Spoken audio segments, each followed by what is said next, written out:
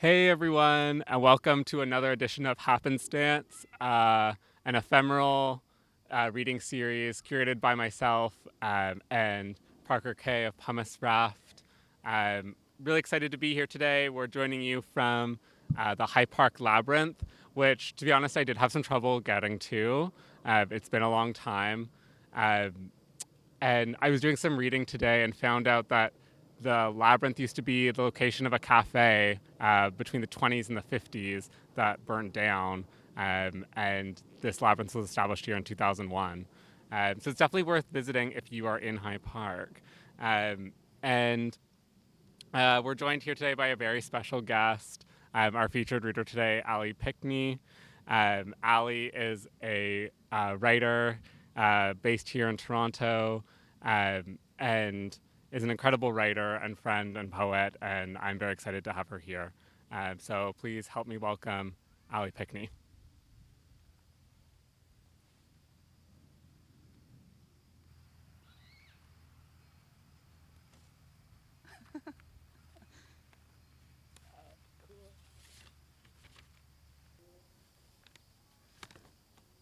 Hello. This is called 𝗔𝗶𝗴𝗵 𝗔𝗶𝗴𝗵.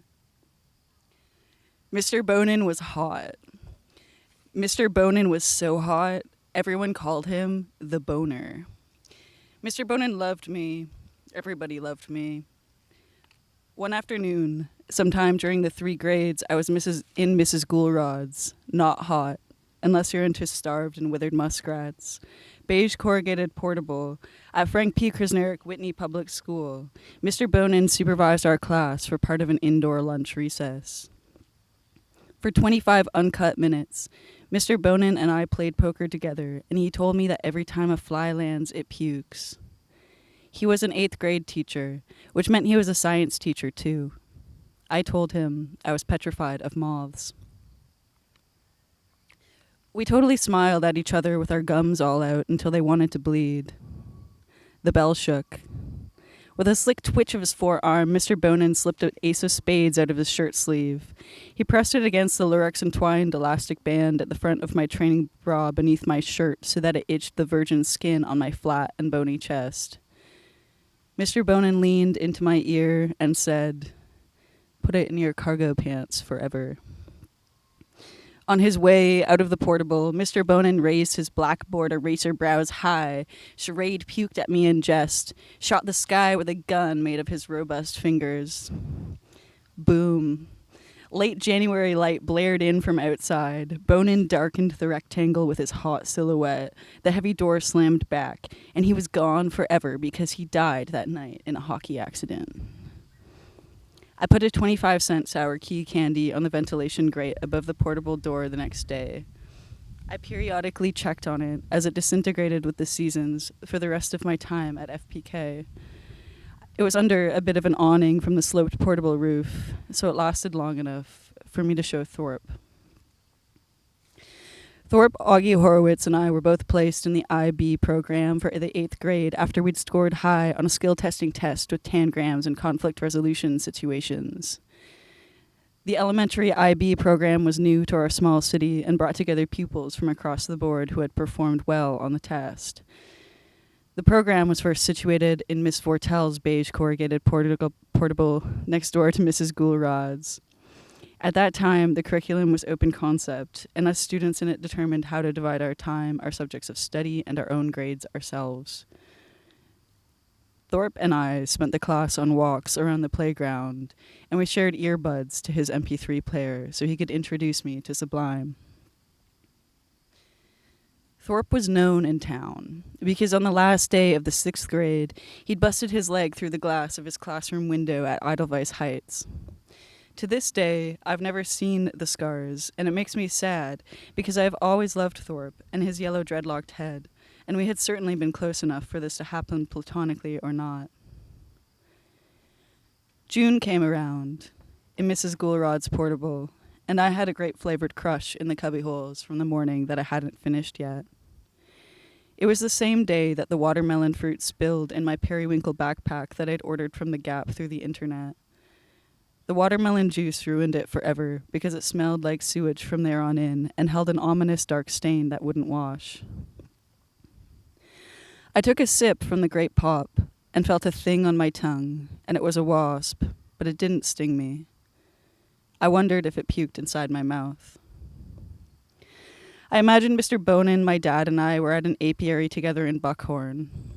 I have always hated honey, and Bonin would have liked to smear it all over my white Tyvek safety cloak and watch the bees chew it off while he roasted marshmallows with my dad over the nectar boiler.